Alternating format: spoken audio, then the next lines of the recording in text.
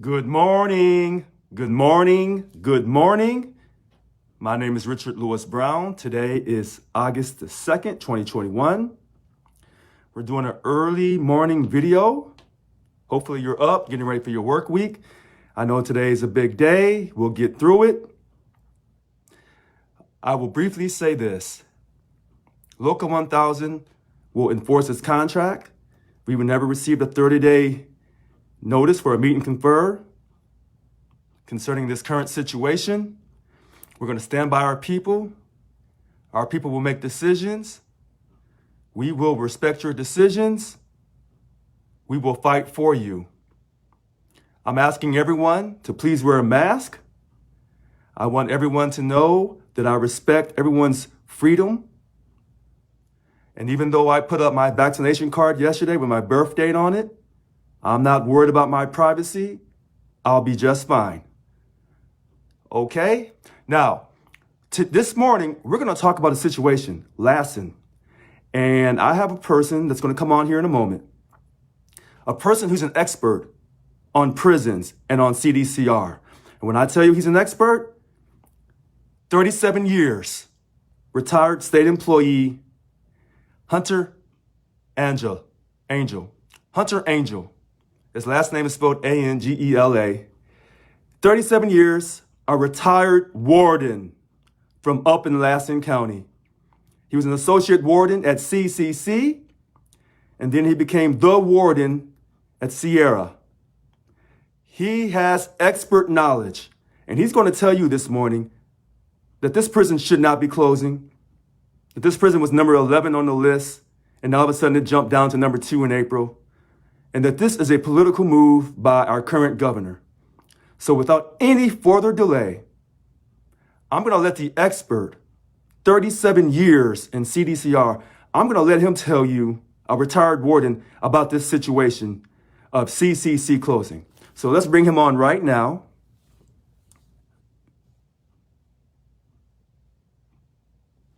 Wait a minute here.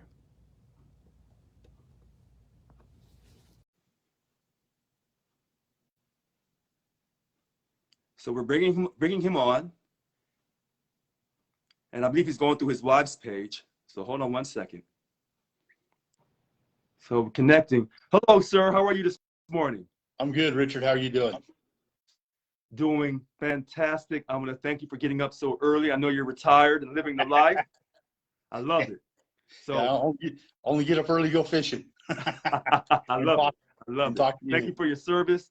So Hunter, I'm going to let you explain this, and hopefully you can explain it in short little sentences so people will understand that this CCC, California Correctional Center in Susanville, one of the 2 prisons up there and the 2 major employers of this, quote, city and basically of the county, how closing this prison is going to destroy these people's lives, and that this is just a political move, that this prison did not have to close. So go ahead, sir. Okay, first thing I'm going to do to make my case is there's a penal code section that was enacted in 2018, and I'm going to quote from it. It says basically that closing contract facilities before state-owned facilities so the state is basically required to close all contract facilities before they close infrastructure they own, prisons that they own. We have a contract facility in California City that is contracted by the state. And so they're violation of the own law they passed 2 years ago. There's also another penal code section, 5003.7, that says they're supposed to prioritize closure prisons with relatively high operational costs. And why that's relevant is I've been getting my information from the legislative analyst office, and they're basically supposed to be the eyes and ears for the legislature, provide them advice and do research for them so they can make the best financial decisions for the state and for the taxpayers. The CDC has 35 prisons, and they have what we fondly refer to as the original 12. And those ones were built from anywhere in 1800, San Quentin and Folsom, up until 1965. And of those 12 prisons, CCC was built in 1963. So it's the second youngest of the original 12. It also has forecast for infrastructure repairs, the second lowest cost It's $500 million to fix that prison, but compared to San Quentin was 1.64 billion. Some of the other prisons that I think they should be closing, CRC and CIM, are over a billion, 1.1 and 1.2 respectively. So the cost of running CCC long term, we're talking about $500 million less. And at the same time, if I've got some data here, and I'm gonna go off the top of my head, so I'm not riffling through pages, but the average cost of housing an inmate, well, let me say this. They've already reduced the population at CCC. They quit sending them inmates. Then they made the announcement in April that they were going to close the prison in June of next year. So data today isn't applicable because you still have the same amount of staff and you have half the inmate population. But if you go back to June of 2020, the cost of housing an inmate at CCC for a year was $41,000. It was the lowest cost in the state. So there's these other prisons that I'm talking about, CRC or CIM. Those two prisons are over $50,000 a year to house an inmate there. And they provide the same mission. They house level 1 and 2 inmates in dorm housing. And the only difference is CCC supports all the northern fire camps in Northern California. If anybody's been watching the news, they know the state's burning up. And we had 18 fire camps that CCC supported, and they closed 4 of them already. And part of it's because the population, those are the inmates we're letting out of prison early, is the ones that qualify to go outside the gate and fight fire. But it's still, it's the primary, the hand crews for CAL FIRE are all inmates. When you see on the news, you see firefighters and they're wearing orange jumpsuits, those are inmates. You see them all the time. You just don't recognize that they're inmates. The camp system provides viable training for these inmates so they can get a job after they get out of prison. It teaches them a work ethic. It allows them to go to work at either CAL FIRE, the Forest Service, or a private contractor. So it's a true rehabilitative program. It's been around since the 1940s. California started the camp program during World War II. When all the able-bodied men were off fighting the war, they started using inmates to put out fires, and they've never gotten away from that. Been their primary resource. What this is going to do to the county and city of Lassen, Chico State did a study. It's going to take $134 million out of the payroll of this county. So it's not just going to impact the people that work at the prison. It's going to put all the services in town, the county government. It's going to have a reduction in emergency services for firefighters, sheriffs, police. And then you can make the argument, well, there'll be less people in town too. Well, the people that are leaving are going to be state employees that are, for the most part, extremely law-abiding citizens. And what it's going to leave is the same element that the police are already dealing with on a daily basis, and the homeless with half the revenue, because High Desert State Prison is the biggest employer in the county, and CCC is second. And I will tell you that as a state employee, ex-state employee, taxes, we make decisions all the time, and we always try to do things the most cost effective for the taxpayer. And this is just contrary to everything I've ever believed in and done. There's the other options are, the only problem is Lassen County is extremely red county. We have a Republican assemblyman, we have a Republican state senator, and the other ones that would be that were on the list and that are viable alternatives have Democratic assemblymen and state senators. But I would think it would still be wrong if a Republican governor was making these decisions based solely on the party of the representatives of the people of that community. I think the decision ought to be made based on what's best for the taxpayer of the state of California. And I can tell you that this is me personally, but I do not think the Department of Corrections had any part in this selection. I know a lot of people in headquarters, and it's well known through the system which are the most efficient and which are the least efficient prisons. And I think this came straight out of the governor's office, and it's totally political. And I'll also mention that on the Recall Newsom campaign, per capita, Lassen County had the highest percentage of people that signed that petition. So it's blatant politics right in our face is the way I look at it.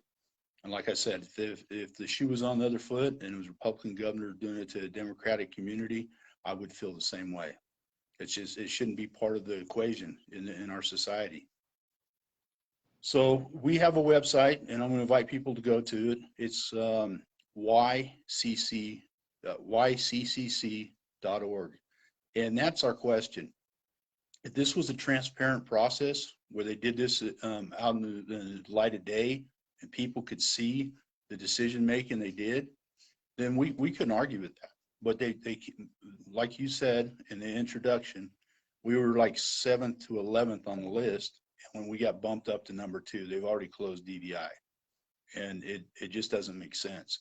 The Legislative Analyst Office also, in the budget review of the 2021 budget, told the legislature that they should quote, direct CDCR to come up with a list of the prisons in order to rank them to be closed. And as far as I know, that's never been publicized, if it's even happened. So that would help us, that would help the transparency. And that's kind of what we're asking for. The ongoing budget for this fiscal year, there's prisons that are getting $10,000 and $15,000, or I'm sorry, $10 or $15 million for infrastructure that already exists at CCC. One prison's getting, I think it's $9 million to put cooling in their dorms. CCC already has that. CCC has, over the years, historically, they've built on that prison so that we have power. When the power goes out, they get full power. They can run programs. They can have their healthcare encounters. The prison, you don't even know the power's out. Sometimes you have to ask, is the power out or are we on generator power? Some of these other prisons aren't like that. When the power goes out and the generator comes on, they have minimal, just security lighting and stuff like that. So that prison functions 100% even when the power's out. And these days with PG&E doing rolling blackouts, that's a big issue. At the last prison I was at Jamestown, the power went out and I had 500 employees at my prison couldn't do their job because they couldn't access their computers.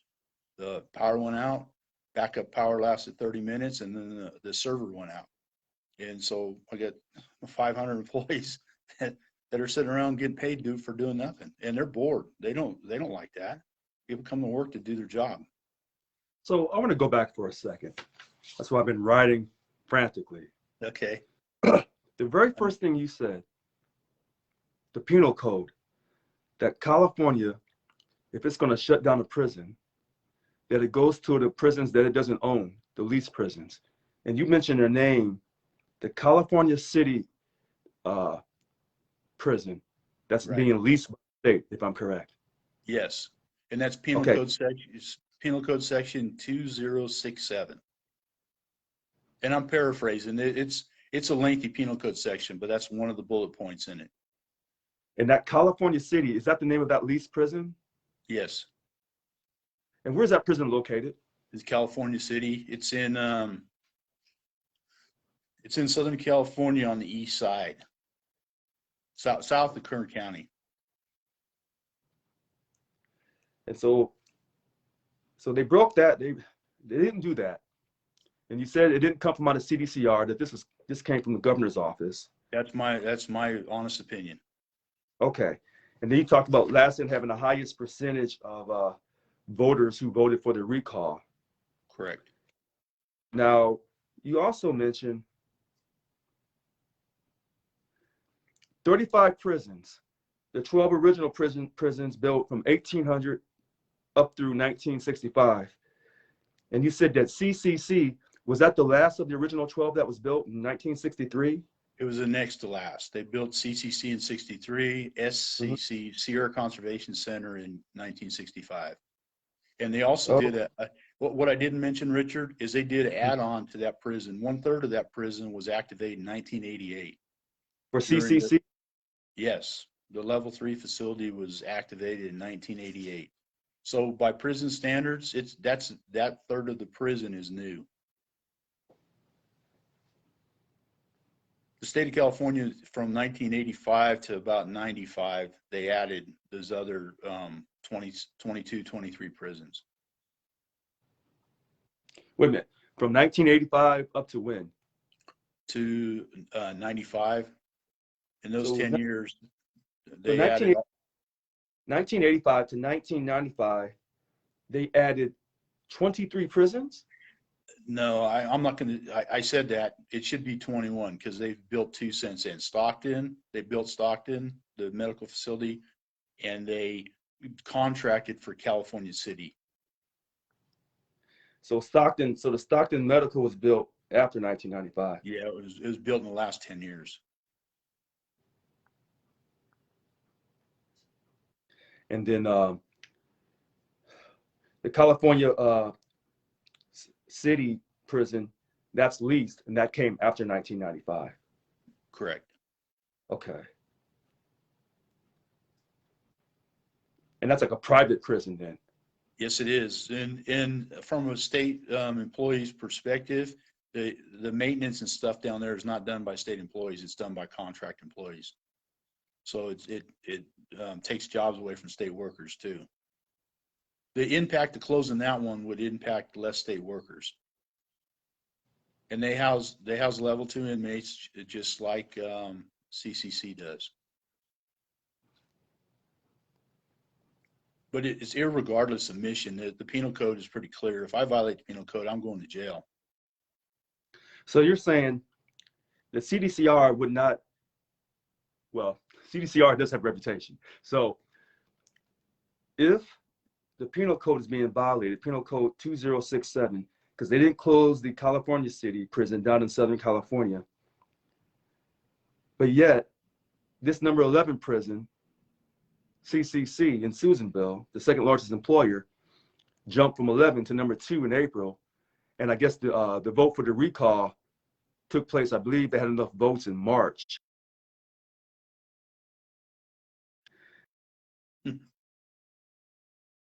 And so we have the 12 original prisons. CCC is the second youngest, 1963. They added the third part in 1985. And then you talked about the cost. And so you said in June of 2020, it would cost CCC, or should I say the taxpayers, $41,000 per inmate per month, which made it, you said, the lowest in the state of California for state prisons? Correct. Let me give you the 2020-2021 fiscal budget. At that point, the operating expenditures for CCC was going to be $210 million. The CRC was going to be $259, CIM $346 million. And CCC housed at that time, at June 30th of 2020, housed 700 more inmates in CRC and 800 more inmates in CIM. But their operating budget was $50 million less than one prison and $140 million less than the other.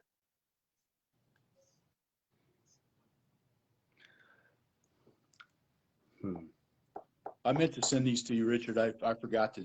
Yeah, I still want you to send it to me. I still want you to send it to me.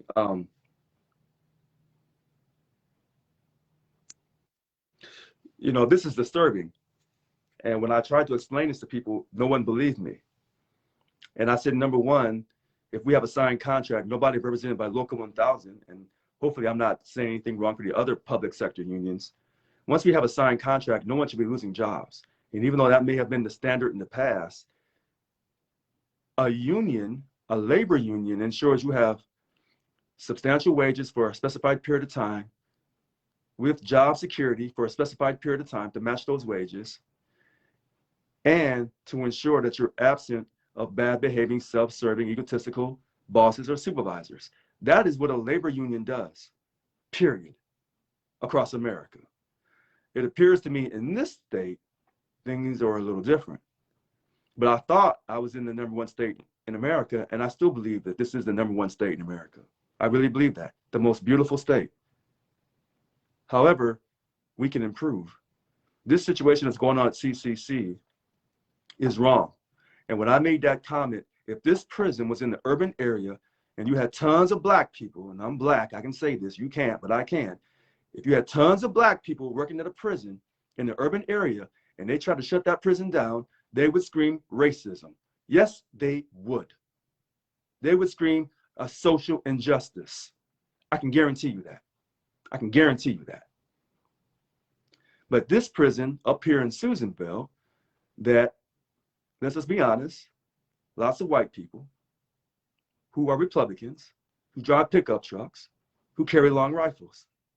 And I love it. And I told those people, stay who you are, embrace who you are, because I'm going to embrace who I am as a black man in this country. And what is wrong, and what is right. I thought that when you voted in America, we applaud you, because some people sit around and complain about the system. I know about those people. They sit and complain, they point the finger, but they refuse to vote. They refuse to take action because they think that voting doesn't matter.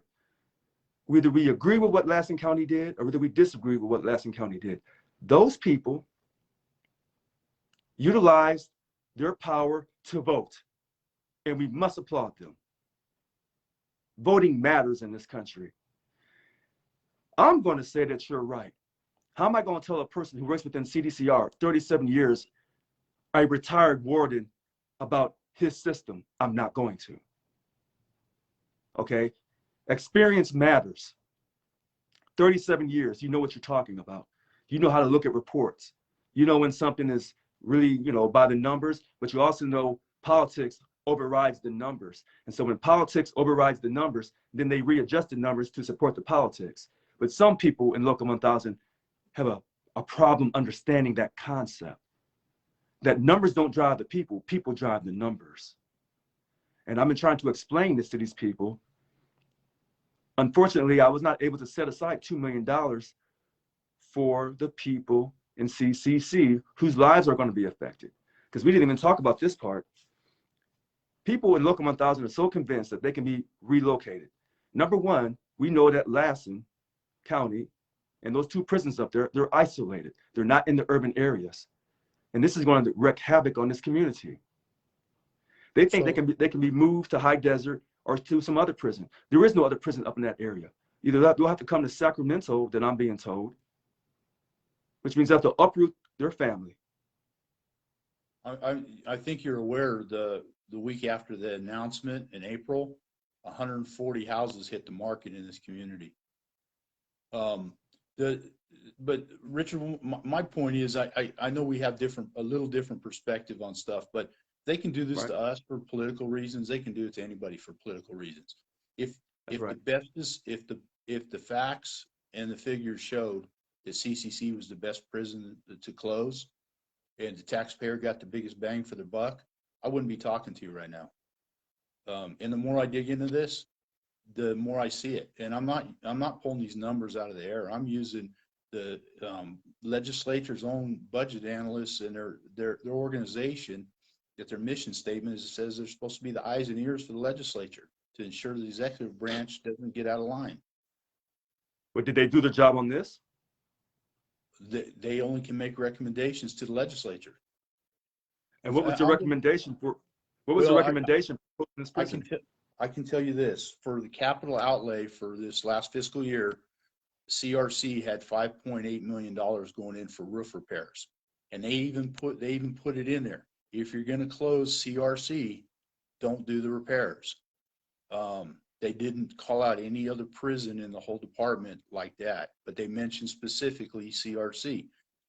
Leads me to believe they assumed, based on the figures and the facts, that was a prison that was going to close. And one of the advantages, well, I don't want to see anybody displaced, but there's three prisons in that valley. There's CRC, CIM, and CIW. So relocation, without having to relocate your house, but just go to a different job site, there's two prisons to relocate at instead of only one up here. Like you said, a lot of people are going to be leaving this area. So from what I could see when I went up there, the California Correctional Center, CCC, is right next door to High Desert. If you lose your job in CCC because the prison is closing, then they say, well, we can move you to High Desert. But if we move you to High Desert, you may displace someone else. So then you would say, well, if that person gets displaced, the third prison you're talking about, the Sierra Conservation, or maybe any other prison in the state. There's people who put transfer packages in all over. A lot of them are leaving right now because they want to get a job. They just want to have a job. Mm-hmm. Some of But them they're leaving. Some of them plan on leaving anyways. They came up here to get the job and they plan on leaving. Others are leaving and they're waiting for an opportunity to come back. Waiting for an opportunity because they think what, the prison may reopen again? No, there's through attrition. There'll be more positions up here. So are you aware that by today, we did not get a meet and confer notice for the,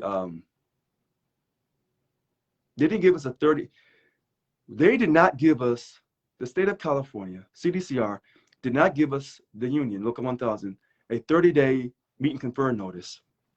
It wasn't done timely. And so they're closing today Facilities Yard A on CCC. Right. Now I'm told there's B yard, C yard, D yard.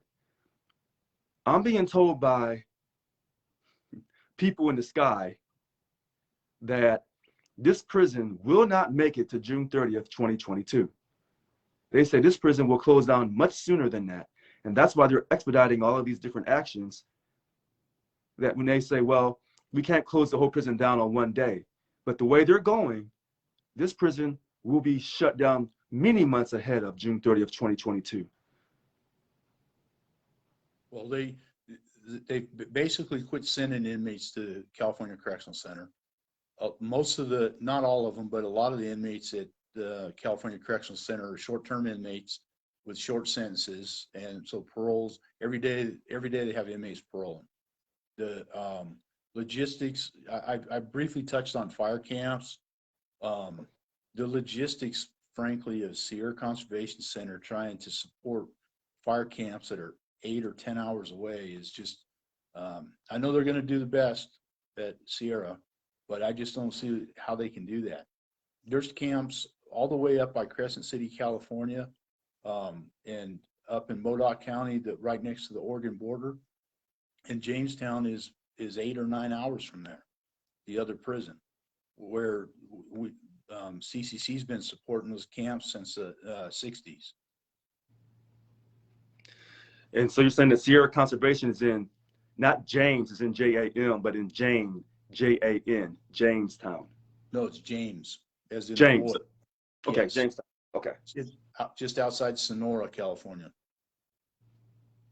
So you're saying that the Sierra Conservation, the second prison that has inmates that fight the fires, to help Cal Fire fight the fires, they can't handle these fires. They would still need the support of CCC, who's been doing fighting these fires for many, many years. Their plan is to have Jamestown take over. When I was the warden at Jamestown 2 years ago, I was asked if we could do that, and my answer was no. They're going to be able to support them. They're not going to be able to support them at the same level they're supported now. What happens at a fire camp? The inmate has an injury. We take him to the local hospital and then bring him back to the institution. If he has a disciplinary problem, whether a warrant comes out that changes his custody level, we have to bring him back to the prison. We usually meet staff halfway. It's a 2-hour drive to go meet them halfway at our farthest camps. For them, it's going to double or triple that. When we've had incidents at camps, and I get it, there's other prisons close to those camps, and we have a serious incident out there, we'll call that other prison, ask them to have staff respond to that camp until we can get there. But Jamestown is 260 miles south of CCC. So just the logistics of you know how big this state is, from San Diego, the Mexican border to the Oregon border. And you have one prison is going to try to support all that. So, well, that's funny that you say that. because I'm being told that this governor believes in health and safety. Well, if this governor believes in health and safety, then why did this prison close? If you're saying that the inmates from CCC are doing this great service and they're helping out the Sierra Conservation for all of these years, and these fires, this is the fire season, so these fires are out of control. And then you tell me that in June of 2020, $41,000 per inmate per month, it was the lowest cost for any of the prisons, of the 35 prisons, for inmate costs. Then I'm confused. I don't understand why this prison is closing. And when the money doesn't add up, and then you're saying that the fires are, this prison helps fight the fires with the inmates. So the money doesn't add up. Go Richard, ahead. let me briefly talk about, I don't want to bore people with figures and stuff, but I'm writing it down. The Legislative Analyst's Office on the 2021 budget, they had major infrastructure repairs per prison. And I went through the original 12. San Quentin is 1.64 billion. CMC is 1.55. Soledad, $1.3 billion. CIM, 1.22, and CRC, 1.11. I didn't make these numbers up. I got them from the Legislative Analyst's Office.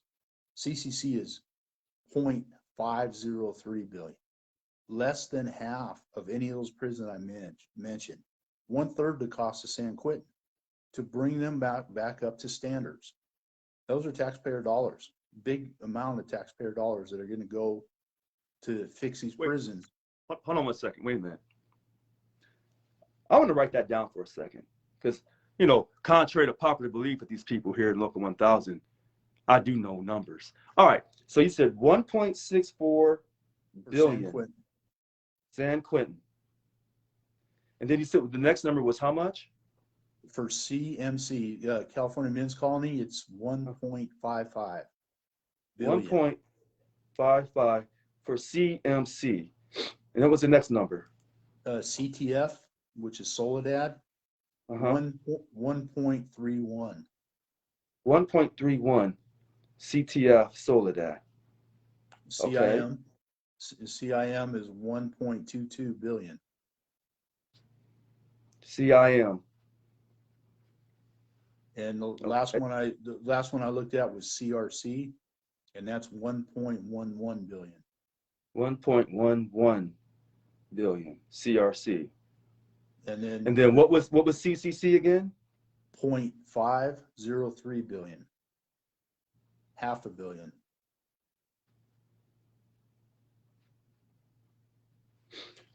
So of this original 12, you gave me 1, 2, 3, 4, 5, 6 for major repairs for the fiscal year 2021 budget. And then you said it looked like when they came out with this budget from LAO, when did they come up with this budget? Was it last year? Well, I got two documents. One of the documents is dated 2/28/20, and the other one was their comments on this past budget, the 2021 budget, the one that just started, or so, just finished, the one that just finished. The numbers you just gave me, when was this produced?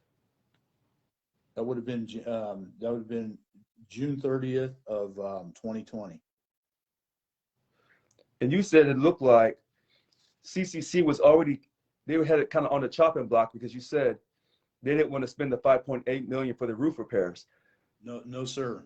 That was CRC. CRC. CRC. The verbiage said, I'll quote, it says, don't spend the 5.8 million in repairs at CRC if they're closing. They didn't call out any other prison like that in their report. So I have to assume that they thought CRC was closing at that point in time. So they left CRC open, but closed CCC. Correct.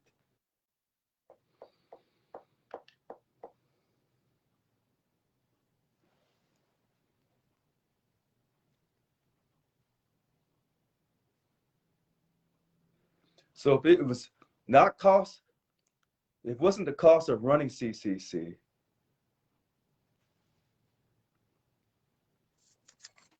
and CCC is one of two prisons to help fight the fires, and this is the fire season right now. When is the fire season? When does actually the fire season start up for California? Officially, it's when the Yes. fires start burning, and it's over when they quit. But historically, August, September, October. August, September in Northern California, and then it goes to October and even into November in Southern California. Okay. Realize these fire crews respond statewide.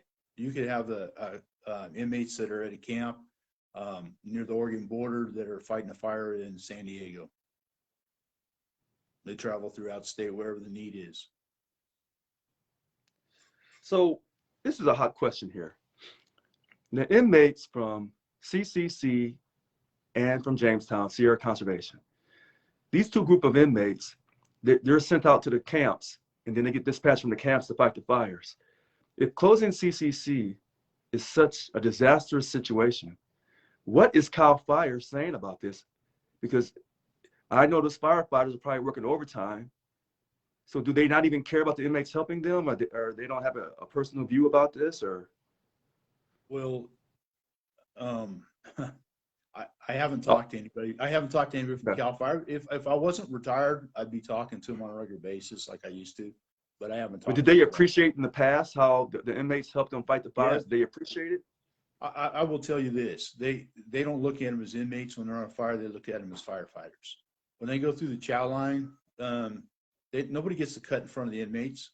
The inmates are firefighter, just like the CAL FIRE employees that are on an engine crew or anything else. They look at them as firefighters. I spent 2 years at fire camp. I know the process really well. I've seen what the inmates do out there. I see all the signs the local communities put up, banners thanking the firefighters. And when we drive by them, the inmates, it makes them feel good. They're giving back to the community and society. So you think that this inmate firefighter program is really rehabilitating these inmates? I think it's the best rehabilitative program in the department that they've ever had. I don't want to get way off in the weeds, but most fire camps have a sewage plant. If an inmate passes his courses and gets 2,000 hours of hands-on, there's a CAL FIRE employee that's in charge of the sewer plant. He has an inmate that works with him. That inmate can get certified to go to work at a municipal water treatment or sewage plant, and he can walk into a $60,000 a year job. So even though that inmate may have had a felony after serving time in a state prison, through the rehabilitation process of the firefighter program, he'll actually get a chance to come out, fill out the application, fill it out honestly, say, this is what I've done wrong in my life, this is what I've done right in my life. And there's a chance, because of his work as a firefighter within the prison, that they'll give him a chance to get a second start in life. Yes, Richard, we've had inmates that have that staff take them to examinations. CAL FIRE examinations go on a Saturday, take 2 or 3 inmates that have applied, let them take their exam so they can get on a hiring list before they get out of prison. We've had inmates walk out of prison and the following Monday start at a wastewater plant in the city of Davis, California. So there is one drawback to inmate firefighters, excuse me, working in a municipal fire department, because there's California Penal Code precludes ex-felon from getting an EMT license, and most city fire departments require that. But they're viable employees for CAL FIRE, for the Forest Service, for contractors that contract for fire suppression. When I was working, I talked to one of the high ups in CAL FIRE and I asked him what was the highest rank that an inmate had attained in his organization. And he told me he wasn't sure the highest, but he knew currently of the ex-inmate that was division chief. A division chief oversees 10 or 12 or 15 fire captains. Division chief oversees the entire fire camp. at every fire camp, there's a CAL FIRE division chief that is he's the counterpart of the CDCR camp commander. That when I was camp commander, that's who I dealt with, was my division chief. We made decisions together that affected for the benefit of both organizations. Wait, I want to make sure I hear this clearly, because I think a lot of people need to hear this. An inmate can come out of prison, been part of the firefighter program at CCC, apply to work for the state of California at CAL FIRE, and not have that felony held against them, even though he or she will admit that they have a felony on their record, but they were part of this program, and CAL FIRE will look at them and give them an opportunity to come work at CAL FIRE as a firefighter. Absolutely. And that's even if they don't have that one felony expunged from their record. If they come to work for the state of California at CAL FIRE, and they fill out the criminal questionnaire honestly and say, this sort of things I've done wrong in my life, but part of my rehab was I participated in this program and I helped fight the fires, and here's all my experience fighting these fires while I was an inmate at CCC or at Sierra, and CAL FIRE will give them an honest look and possibly hire them. Yes. So and I'll tell you the difference between the two organizations. They hire them like an employee. We have the rules in California Department of Corrections is if ex-felon comes on grounds, he has to have the warden's approval. So those employees, I would know when they were coming on one of the campgrounds because they would ask me for permission to let them come on. Mm-hmm. Does that make sense? But that's the way the penal code. If you ex-felon, it's a violation of penal code to come up back on prison grounds. So I was noticed many times that there was a CAL FIRE employee who was ex-felon. It was automatic approval, but I still had to go through the process. But they're given a second chance, because a lot of people are saying to me, Richard, they're closing the prison down because they're trying to give social justice to the inmates. And I said, I'm all for social justice. But this program is so vital. Now you only have one program from one prison, and they can't keep up with all these fires trying to help CAL FIRE. And so you're closing this prison down. It's not costing the taxpayers any money, really. It's the lowest cost, but you're still closing this prison down in an isolated community where it's the second largest employer. And it comes in April after they did the recall and had enough votes to do the recall. And so that about sums it up, except for the fact that the penal code section we talked about.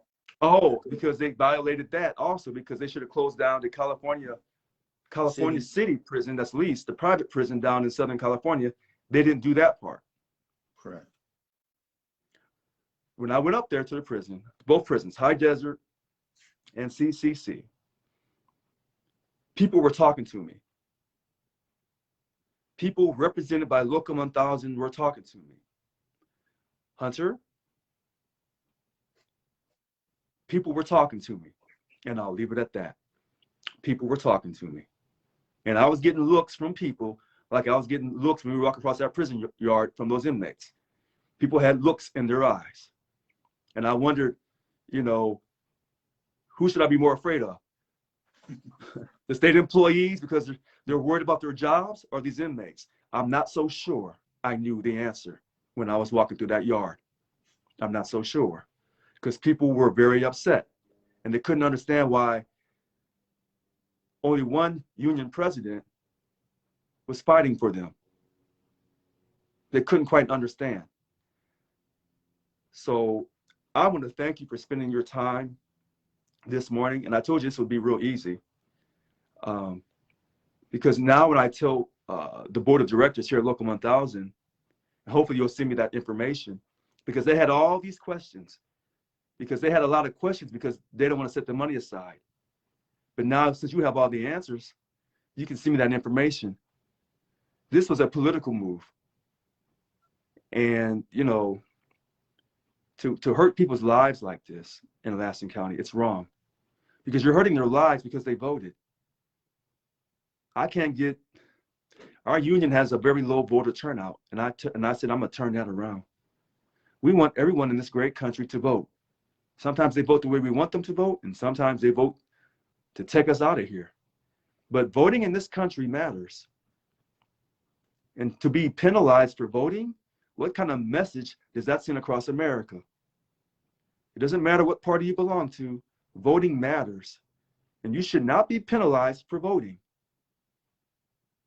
That's just wrong. And I understand that frustration and that rage that the people in Lassen County have, and they should have it. They voted, and now they're being penalized for it. It's wrong. All right. We'll talk more in the future, Hunter. We want to thank you. I'll shoot you those talking points today, and I want to thank you for your time. Oh, it's been a pleasure.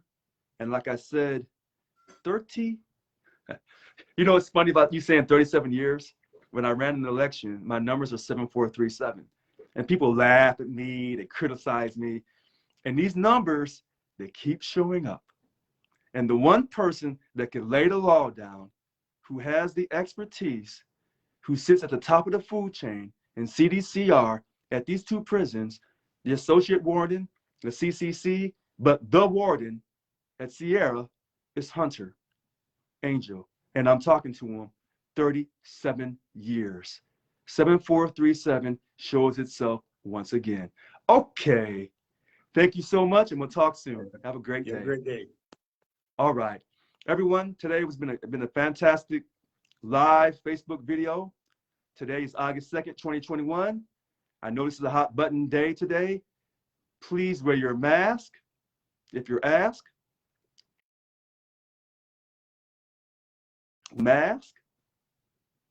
We believe in freedom in this country, and I praise God every day that I was able to wake up and see another day, because currently in America, you still have the freedom to believe in God, to believe in any religion you choose, or if you say, I don't want to believe in anything.